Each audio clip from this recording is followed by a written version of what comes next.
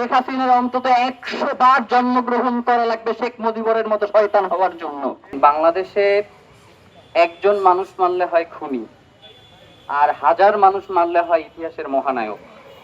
এবং এই ইতিহাসের যে ধারাবাহিকতা, এই ইতিহাসের প্রাণ পুরুষ হইলেন শেখ মুজিব এবং তোফায়েল আহমেদরা, যারা রক্ষী বাহিনীর মাধ্যমে বাংলাদেশের হাজার হাজার নিরীহ মুক্তিযোদ্ধা এবং আপামর জনসাধারণকে হত্যার পরেও আজকে পর্যন্ত তাদেরকে ইতিহাসে মহানায়ক সাব্যস্ত করবার জন্য একটা গোষ্ঠী তাদের কার্যক্রম অব্যাহত রেখেছে।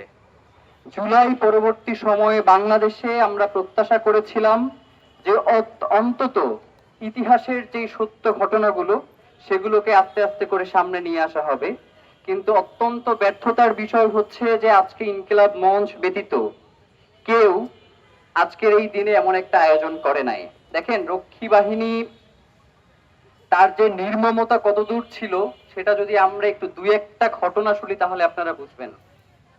আহমেদ মুসা তার ইতিহাসের কাঠগড়ায় আওয়ামী লীগ বইতে লিখছেন যে বাবার সামনে ছেলেকে গুলি করে হত্যা করা হয়েছে। হত্যা করেই শুধু ক্ষান্ত হয় নাই, বাবাকে বলতেছে হাতে কুড়াল দিয়া যে ছেলের মাথা এখন দ্বিখণ্ডিত করে ফেলো, আমরা ফুটবল খেলবো। তো বাবা তো নারাজ, কিভাবে সে সন্তানের মাথা দ্বিখণ্ডিত করে ফেলবে। তো বাবাকে নিষ্ঠুর ভাবে নির্যাতন করার পরে বাবা বাধ্য হয়েছে সন্তানের মাথা দেহ থেকে আলাদা করে দিতে। শুধু ওইখানেই সীমাবদ্ধ নয়, নরসিংদীতে একজনকে জীবন্ত কবর দেওয়ার মতো ঘটনা ঘটেছে এবং তিনি মুক্তিযোদ্ধা ছিলেন। মানে এই যে আওয়ামী লীগের যে সুয়ার গুলা, ওরা শুধুমাত্র একমাত্র মুক্তিযোদ্ধা, আর যে জীবন্ত মুক্তিযোদ্ধারে কবর দেওয়া হইতে সে মুক্তিযোদ্ধা না।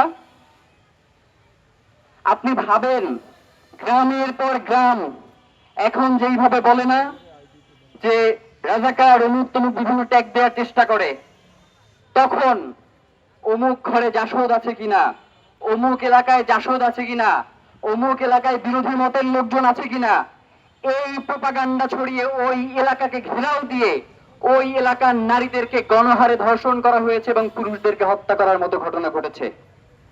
অনেকেই বলবার চেষ্টা করেন যে হাসিনা খারাপ, শেখ মুজিব খুব ভালো ছিল, ইতিহাসের মহানায়ক, বাংলাদেশের স্বাধীনতা তার হাত ধরে এসেছে। আপনাদেরকে একটা কথা বলি, শেখ হাসিনার অন্তত 100 বার জন্মগ্রহণ করা লাগবে শেখ মুজিবুরের মতো শয়তান হওয়ার জন্য। 72 মানে আমাদের কাছে খুবই একটা আশ্চর্য বিষয় যে 71-এর পর 75, মাঝখানের 3 বছর আর কোথাও নাই, ইতিহাসের কোনো জায়গায় নাই।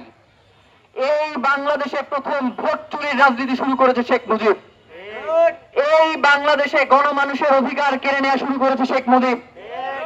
এই বাংলাদেশে সংবাদপত্রের উপরে যে নিষেধাজ্ঞা সেইটা প্রথম আরোপ করেছে শেখ মুজিব। এই বাংলাদেশের রক্ষী বাহিনীর মাধ্যমে অন্তত 30,000 মানুষকে হত্যা করেছে এই শেখ মুজিব এবং তোফায়েলরা। আজকে তাদেরকে মহানায়ক প্রতিপন্ন করবার জন্য তারা চেষ্টা করছে। আমরা তো মনে করি ইতিহাসের কাঠগড়ায় তাদেরকে এখন দাঁড় করানোর সময় এসেছে।